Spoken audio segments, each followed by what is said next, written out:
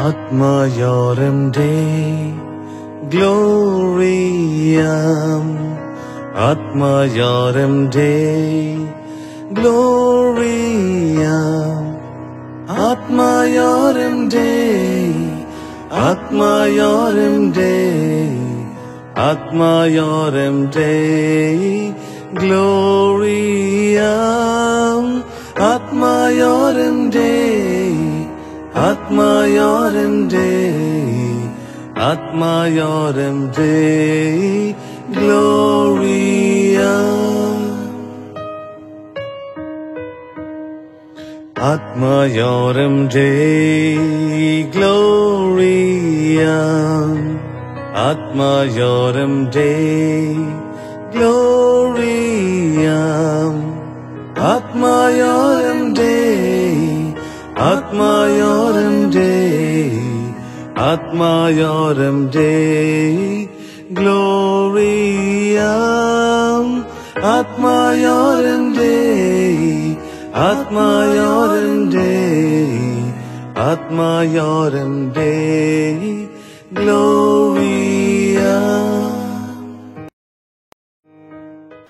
1491వ సంవత్సరం నుండి 1556వ సంవత్సరంలో జీవించినటువంటి మహనీయుడు, యోధుడు, వీరుడు, క్రీస్తు ప్రభు జీవిత చరిత్ర, పునీతుల చరిత్ర అనే 2 పుస్తకాల ద్వారా తన జ్ఞాన నేత్రాలు తెరవబడిన భక్తుడు, వీరయోగి పునీత ఇగ్నేషియస్ ఆఫ్ లోయోలా గారు 1522వ సంవత్సరంలో మన్రెసా అనే చిన్న పట్టణంలో గల మన్రెసా గుహలో తపోభ్యాసం అనగా స్పిరిచువల్ ఎక్సర్సైజెస్ అంటే కండబలానికి కాకుండా ఆత్మబలానికి తపోభ్యాసాలు దాదాపుగా 370 రచించారు.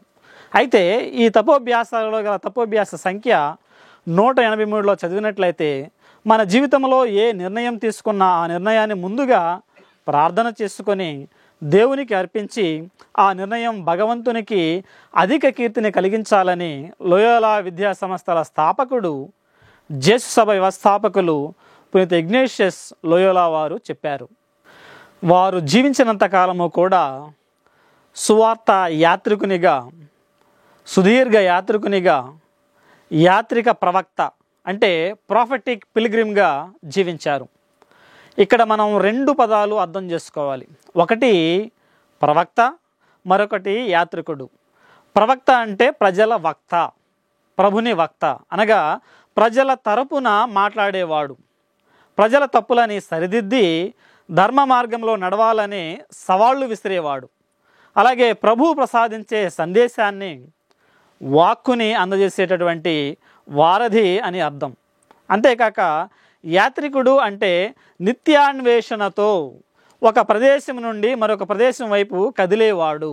అయితే యాత్రికుడు అనే పదం పునీత ఇగ్నేషియస్ లోయోలా గారికి చాలా ప్రియమైన పదము, అలాగే చాలా ఇష్టమైన పదం.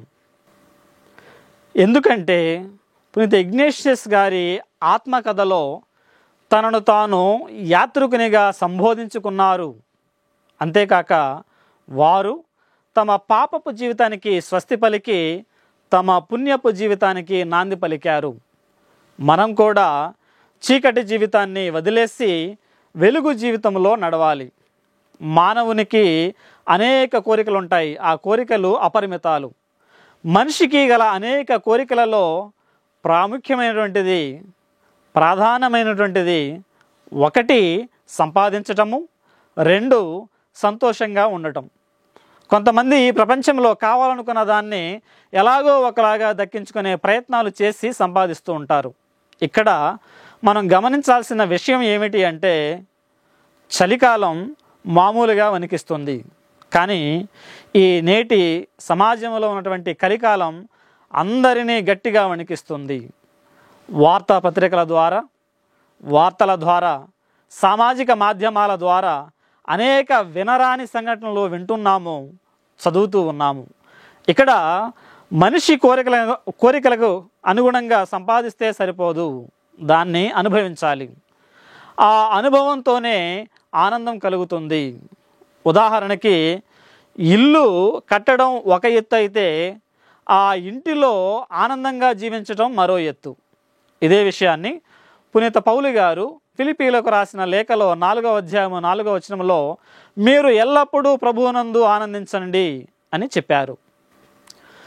ప్రియ సహోదరి సహోదరులారా, సూర్యుడు ఉదయించే సమయం నుండి అస్తమించే సమయం వరకు ఎన్నో పనులు మనము నిత్య జీవితంలో చేస్తూ ఉన్నాము. ఎంతోమందిని కలుస్తూ ఉన్నాము.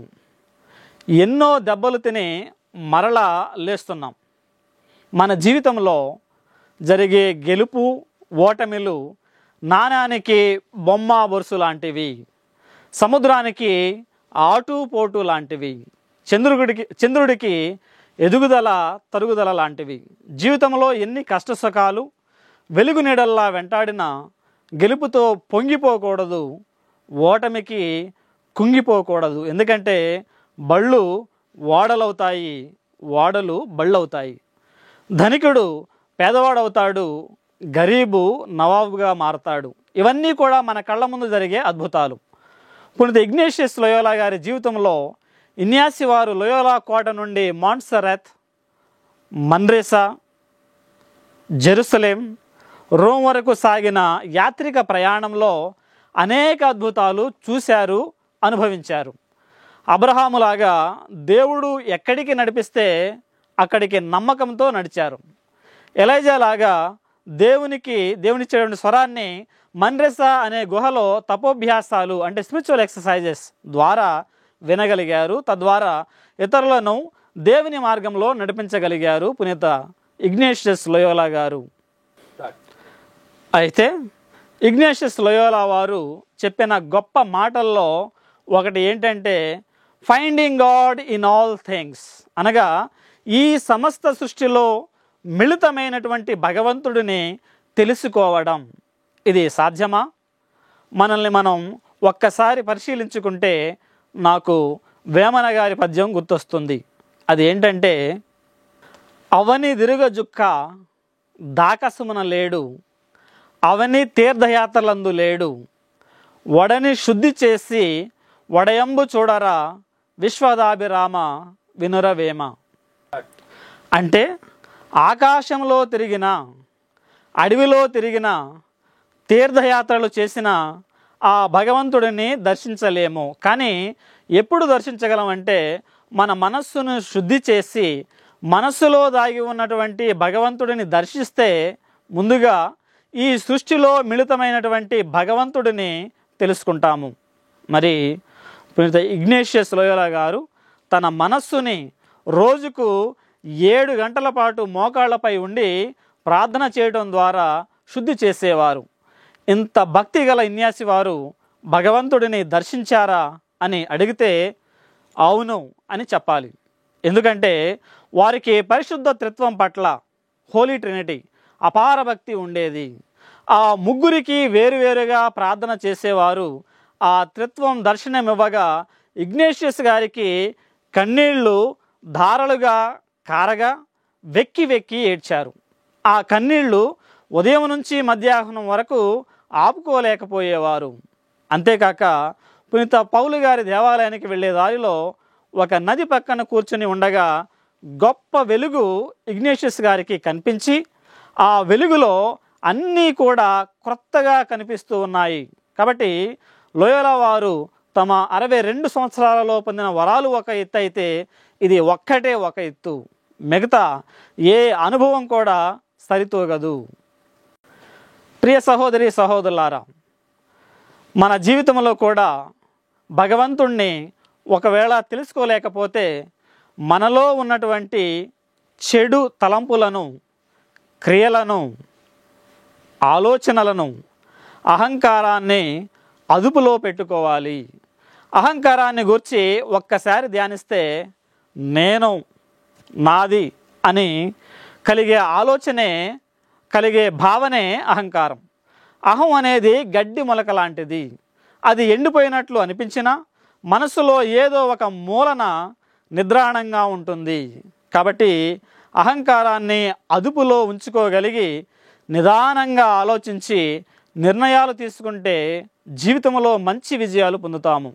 ఇదే విషయాన్ని ఇగ్నేషియస్ గారు తపోభ్యాసాల సంఖ్య 189లో స్వార్థ ప్రేమను, స్వార్థ చిత్తాన్ని, స్వార్థ లాభాన్ని కాకుండా దేవునికి అధిక మహిమాస్తుతి కలిగే ఆలోచనలు, పనులు చేయాలని అంటారు.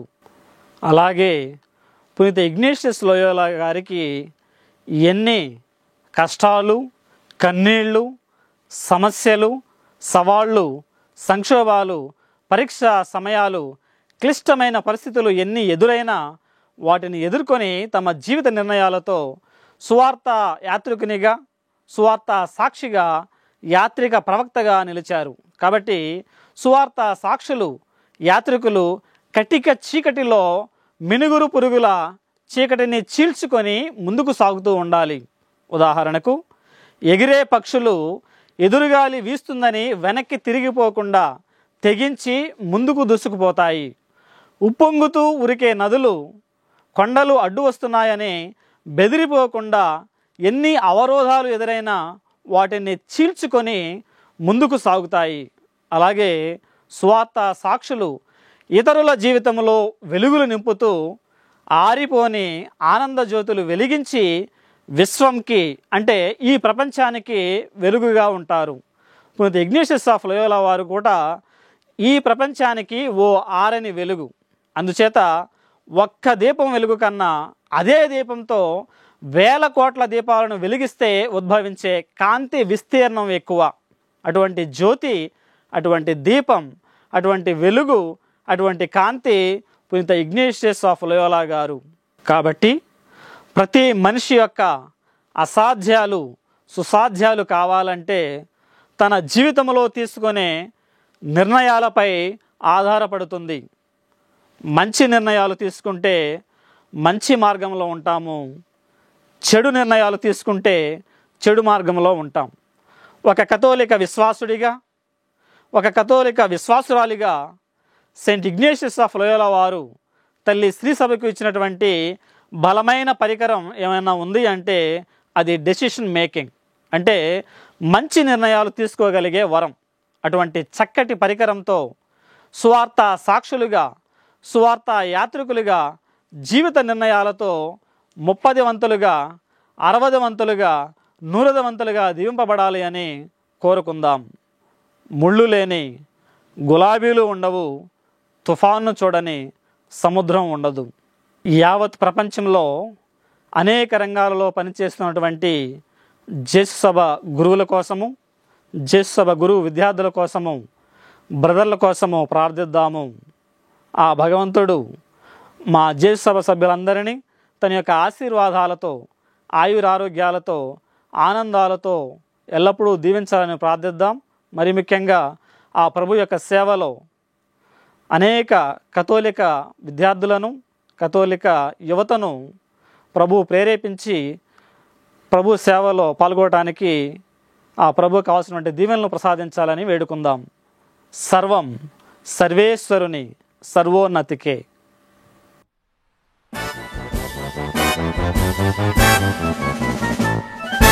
Noble light, leader of a bravery, lead us on, oh lead us on. We will fight, need thy sway, need thy sway. What the foes gather near, we don't fear, we don't fear. Will not shine, will not quit, this our noble career. We will fight, ever true to death, to thee, true to God, to faith and thee, true to thee. Lead us on gallantly, ever on valiantly. Need thy banner to fight for the poor and their rights. All for God's own greater glory is our cry, our battle cry.